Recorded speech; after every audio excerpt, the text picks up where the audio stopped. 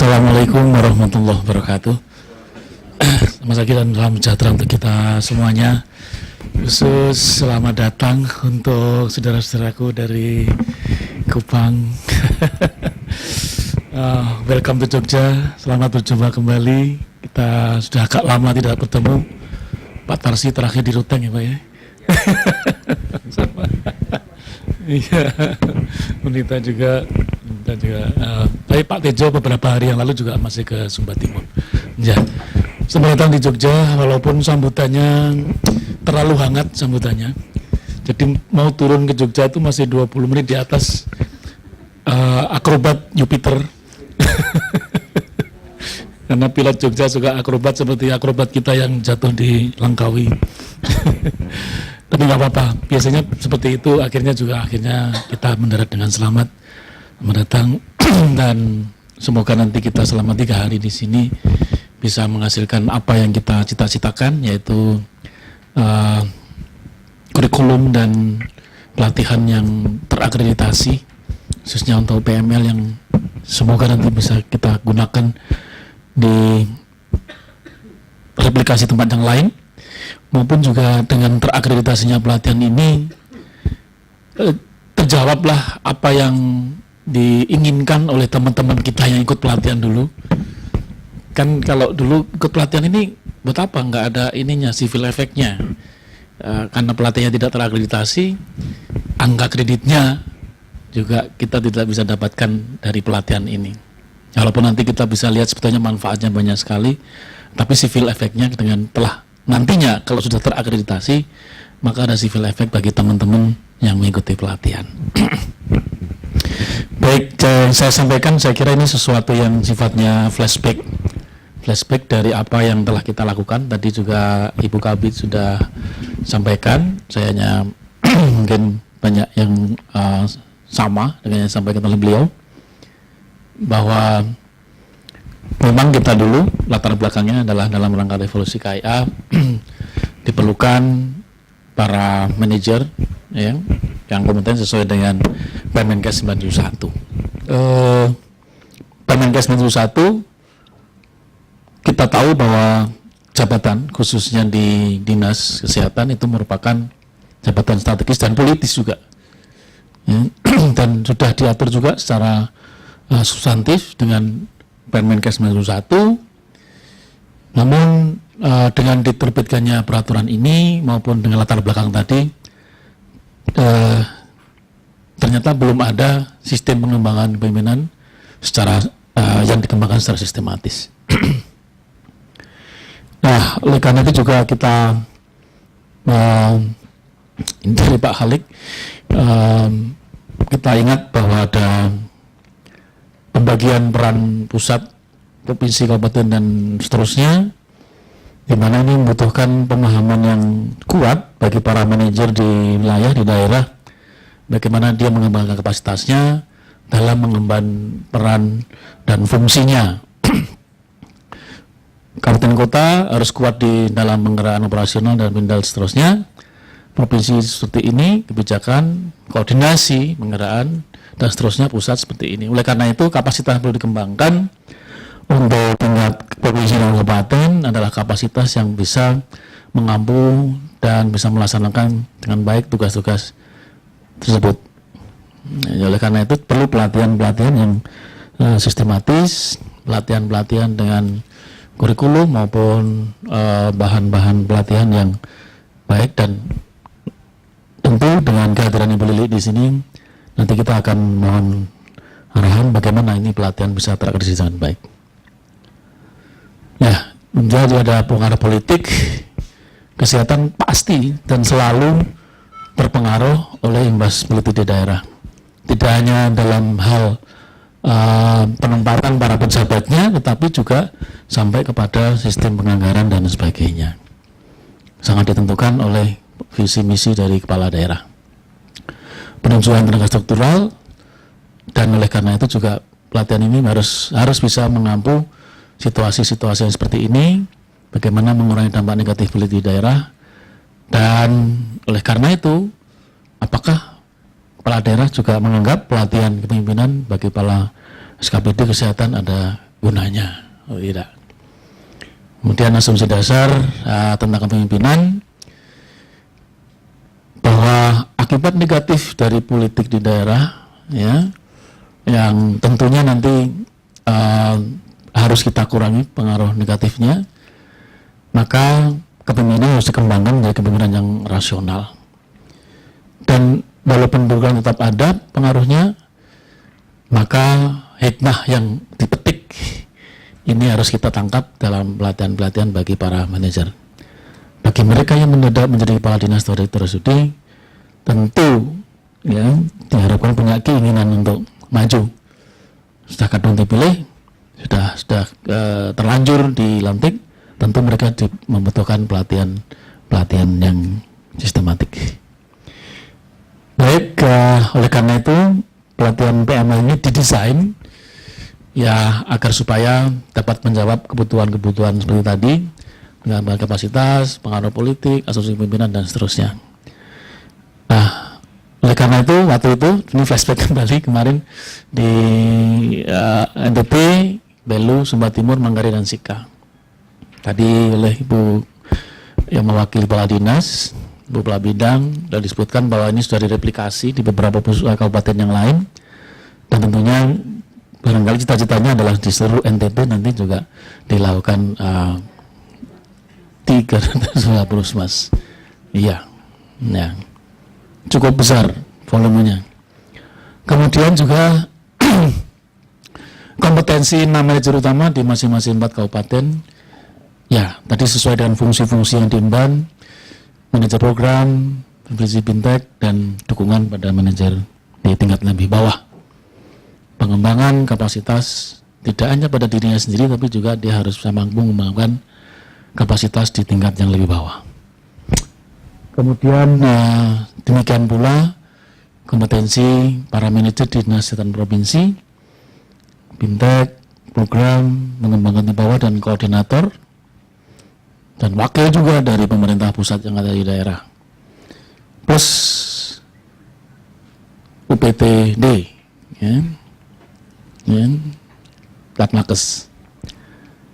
Saya kira ini juga kaderisasi bagi para pemimpin di masa mendatang dalam regenerasi pemimpinan pada bidang pemerintahan di Provinsi NTT. Bulan Juni Pak Stef resign. Saya kira nanti salah satu di antara yang hadir ini siapa tahu nanti jadi pengganti beliau yang ada di sana. Nah,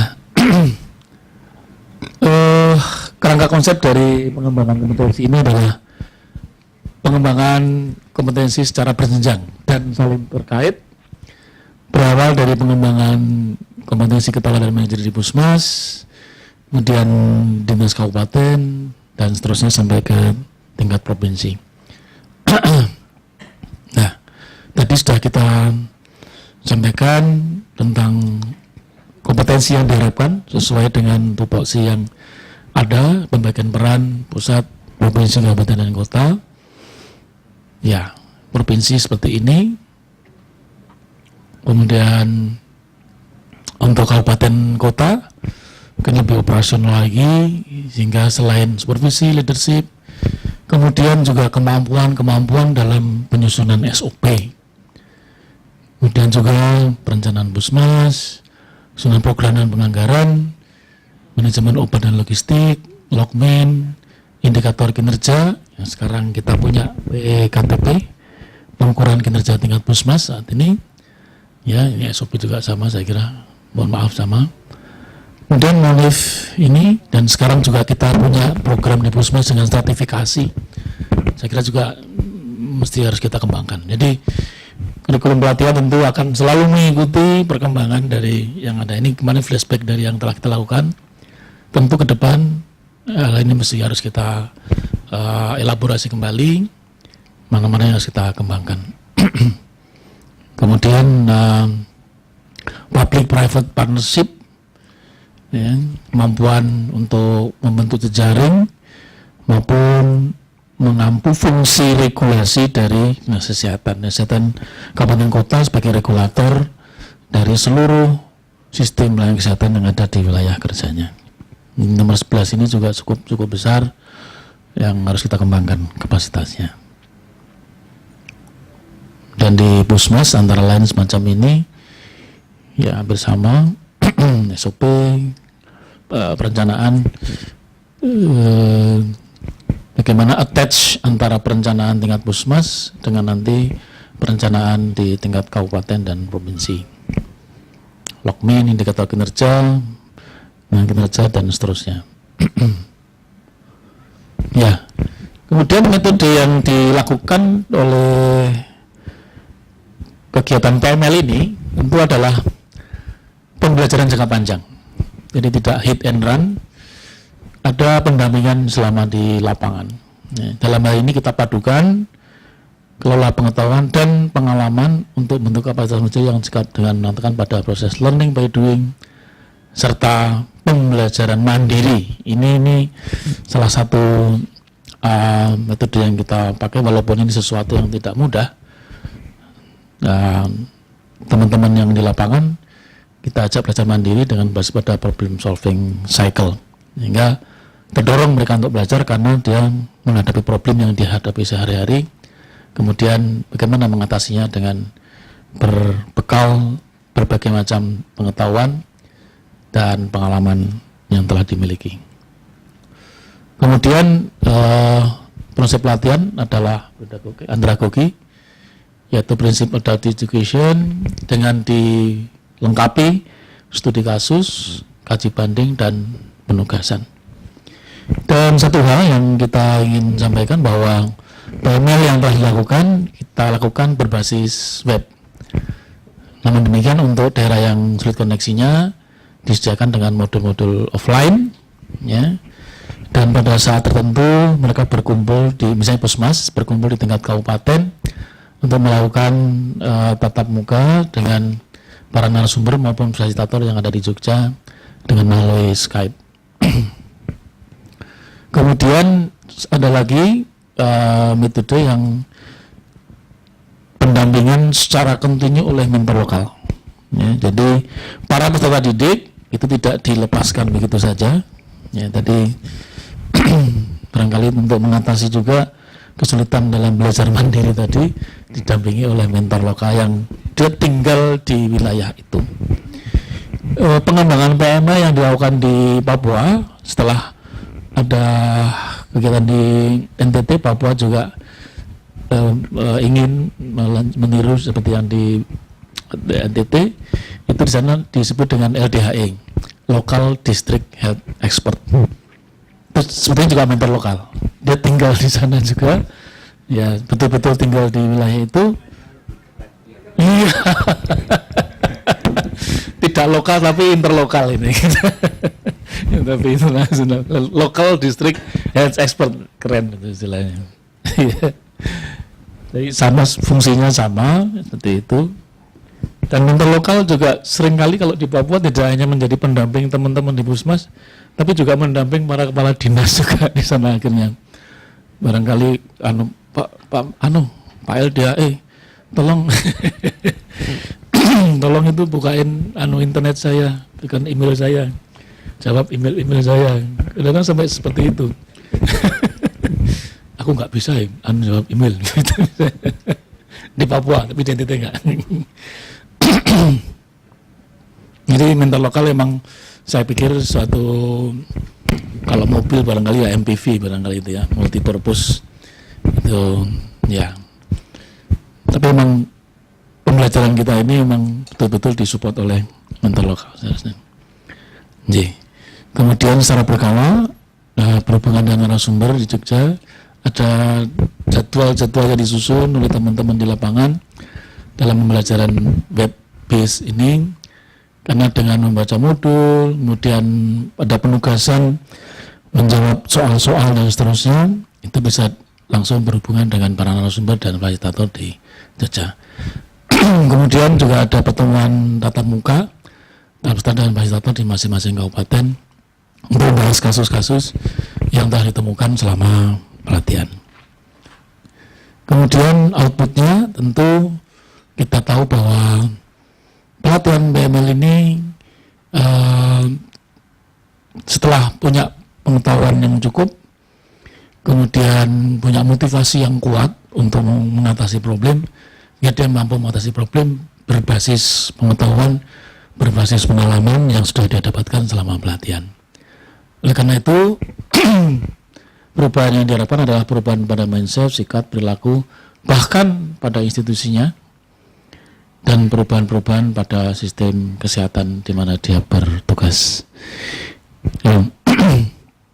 Karena tadi ada istilah dari Ibu Kepala Bidang, ada perubahan-perubahan jangka pendek yang dulu diistilahkan oleh Prof. Laksono, perubahan yang sifatnya Jokowi efek, efek-efek jangka pendek ini yang puskesmasnya harus lebih bersih, tertib dan seterusnya, yang kelihatan aja dulu. Kalau Pak Kepala Dinas Provinsi NTT mengatakan kita harus menyelenggarakan pelayanan kesehatan di tempat yang bersih dan berselera. Jadi puskesmasnya di seluruh NTT harus menjadi puskesmas yang bersih dan berselera, agar supaya masyarakat juga semakin mengapresiasi pelayanan yang ada di puskesmas. Ya, karena dengan revolusi KA semua persalinan harus di institusi pelayanan kesehatan. Nah itu harus bersih dan berselera ya, di sana. Ya, jadi ini filosofinya proses PMK. Saya kira teman-teman masih ingat semuanya bahwa kebiasaan yang kita lakukan kalau mengatasi situasi yang problematik, masalah-masalah kesehatan di tempat kerja kita, kemudian dianalisis situasi, kemudian ditemukan problem identification di sini, identifikasi problemnya, langsung ke sini, langsung menuju ke 6, 1, 2, langsung 6, langsung menetapkan perubahan, dan kemudian menetapkan tindakan. Ya, siklusnya semacam ini. Tapi dengan PNL ini kita mengajak teman-teman semuanya bahwa sebelum menuju ke langkah ke-6, kita diminta untuk masuk dulu ke dunia maya. Ya. Jadi ini dunia nyata seperti ini, biasanya kita seperti ini, kita masuk ke dunia maya dulu, kita berusaha untuk berpikir system thinking, ya. Kemudian setelah dirumuskan ini langkah 2, kemudian merumuskan sistem berbasis berbagai konsep dari WHO, kemudian dari center-center yang lain, termasuk value chain, dari berbagai referensi yang harus dipelajari melalui modul-modul yang kita siapkan. Setelah itu baru menetapkan konsepnya, ya. Sebelum menunjukkan perubahan, konsepnya dulu untuk mengatasi akar dari permasalahan. Kemudian juga membuat model-model dengan membandingkan di dunia nyata, ya. Bandingkan model dengan tindakan di dunia nyata, baru ke langkah nomor 6. Jadi tidak langsung tembak langsung, tetapi mengurangi masalah kesehatan berbasis konsep dan bukti-bukti. Jadi tidak dengan mitos maupun dengan spontanitas atau asumsi-asumsi tanpa didasari oleh pengetahuan maupun pengalaman di berbagai referensi yang ada dari berbagai referensi. Oke. Kemudian tahapan-tahapan dalam pengembangan eksekutif ini atau dalam PML ini, yang pertama tadi tentu kita harus memahami dulu berbagai konsep dan bukti yang sudah disiapkan dari modul-modul yang kita susun. Ya. Nah, ini belajar melalui web ini sebetulnya yang banyak menyita waktu dan pikiran adalah ini, memahami konsep dan bukti dulu di model melalui web. Dan ini yang memang tidak mudah karena ini banyak belajar mandirinya, dan kita tahu belajar mandiri tidak mudah, ya, tidak mudah. Ya. Kemudian ada setelah banyak belajar, ya, selama 6 minggu ini biasanya, peserta membahas berbagai kasus kebijakan kesehatan di dunia nyata secara tatap muka dengan difasilitasi oleh narasumber maupun fasilitator, kita bertemu di NTT.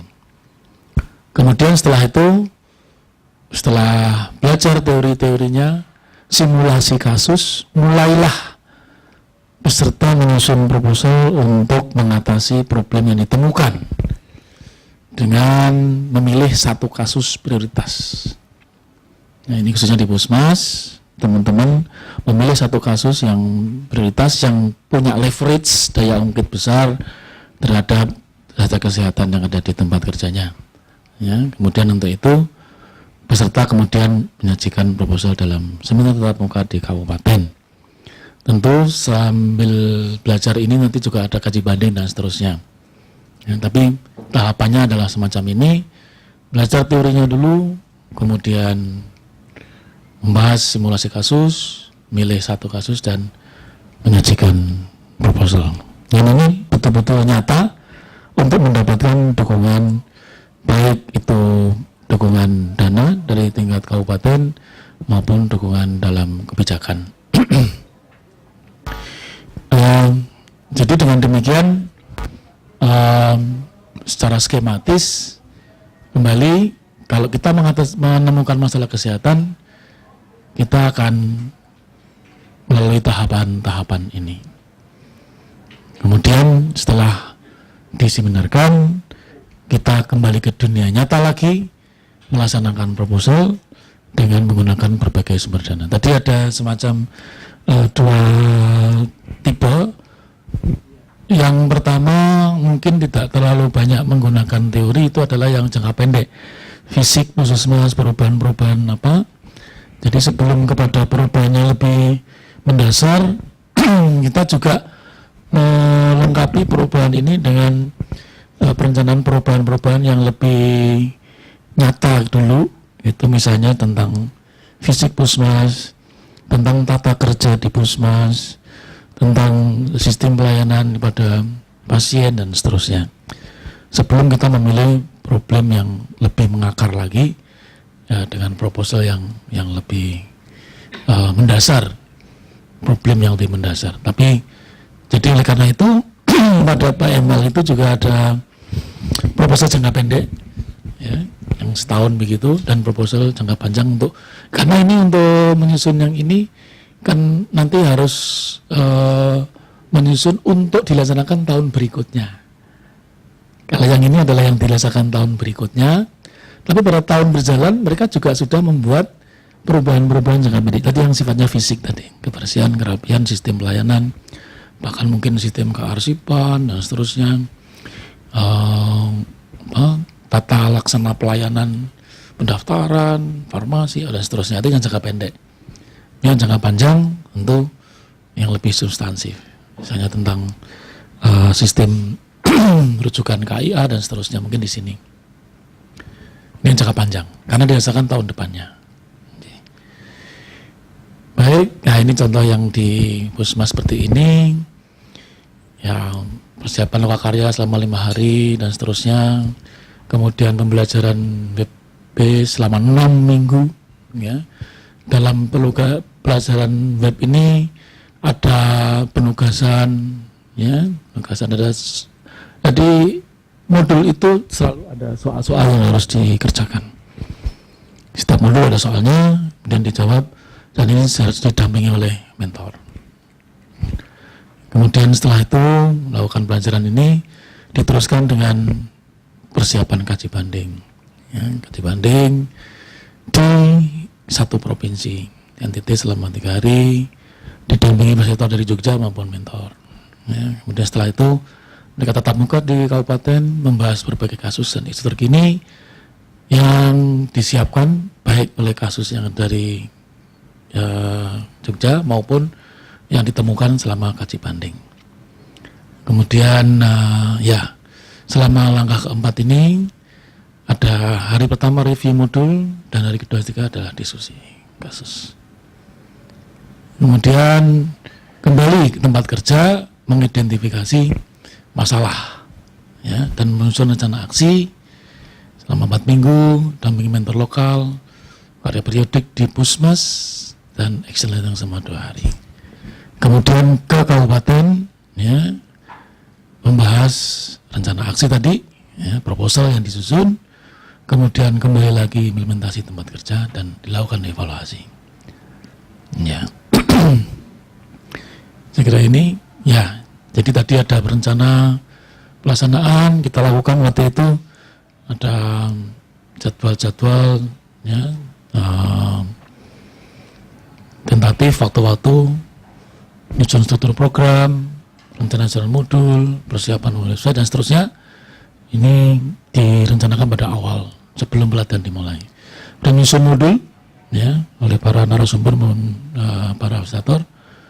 Kemudian menyusun koordinasi dengan PMNH, kajian awal, finalisasi, pelatihan mentor lokal juga, kemudian lokal karya awal di provinsi.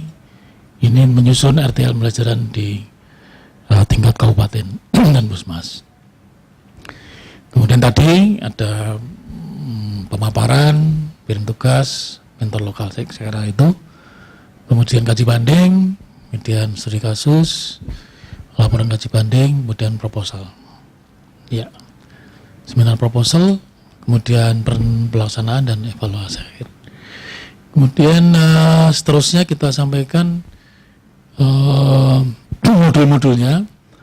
Itu kita ada modul dasar 6, 1 sampai 6.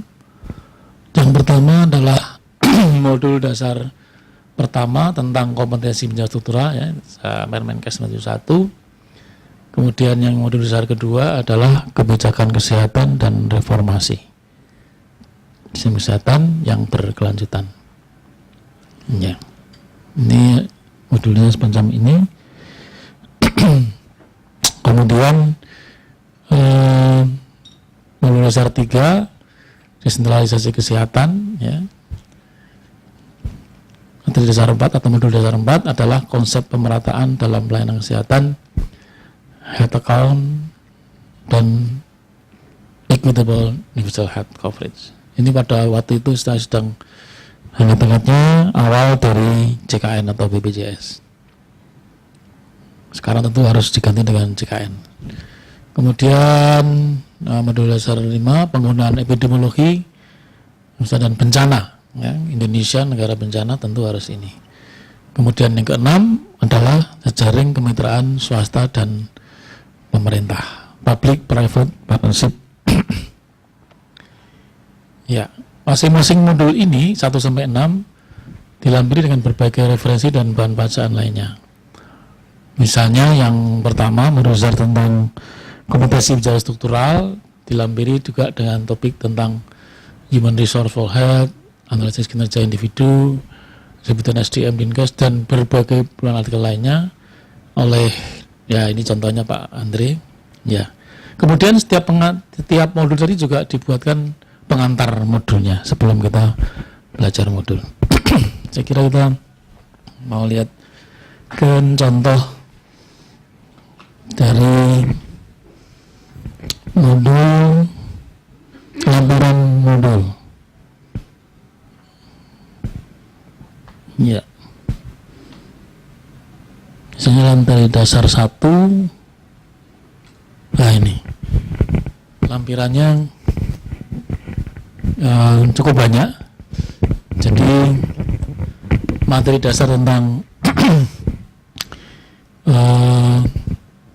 kompetensi bicara struktural itu dilampiri dengan berbagai macam bacaan, ya, pengamat sistem, perencanaan sistem kesehatan, career planning, kebijakan, ya, sampai pada sistem remunerasi, restrukturisasi, penempatan tenaga, formulasi MSDM, ya, perencanaan sistem di wilayah, analisis kerja individu, Permenkes dan seterusnya. Jadi ini hal-hal yang dilampirkan pada masing-masing modul. Ini untuk modul 1. Kemudian untuk lampiran modul berikutnya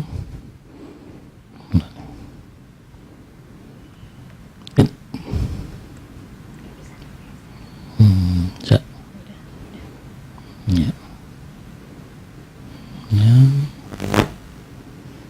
Gambaran model dasar 2 misalnya. Nah, ini juga policy kesehatan, sistem thinking, SKN, dan seterusnya, kekuasaan dan kebijakan, analisis kebijakan dan seterusnya. Banyak. Ini dalam rangka belajar mandiri memang referensinya cukup banyak, dan ini makanya dibutuhkan peran mentor lokal untuk mendampingi proses belajar mandiri. Mana yang diperlukan, dan dalam tempo yang singkat, selama 6 minggu, diharapkan semua ini sudah terbaca. Ini merupakan suatu proses yang tidak mudah, makanya membutuhkan kerjasama yang baik dari semua pelatih. Ya. Oke.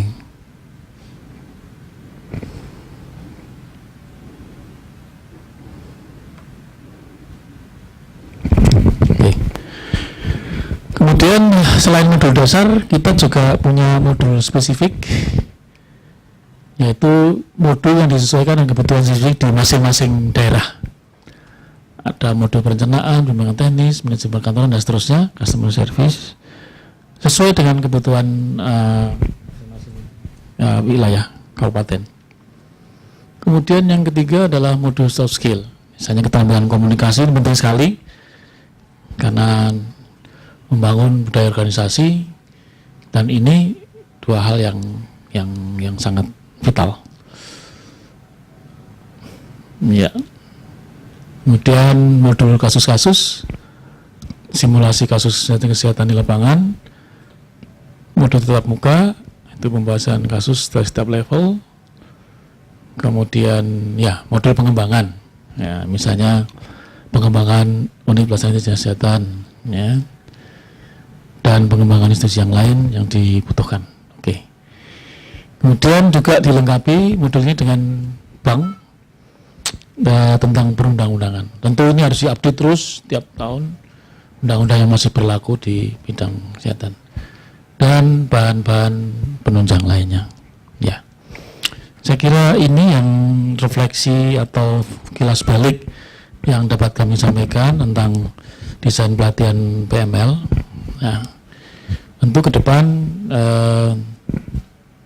pengayaan dari kurikulum maupun modul ini harus kita bahas selama 3 hari di sini. Mohon kritik, saran maupun masukan dari Bapak Ibu sekalian tentang apa yang telah kita lakukan dan bagaimana supaya pelatihan kita ini menjadi pelatihan yang terakreditasi. Sehingga Ibu Lili barangkali nanti kita mohonkan arahannya dan roadmap-nya untuk pelatihan yang tadi kami sampaikan, di pelatihan yang terakreditasi. Ya, sementara terima kasih. Demikian, Presiden. Monggo Dr. Cahyono.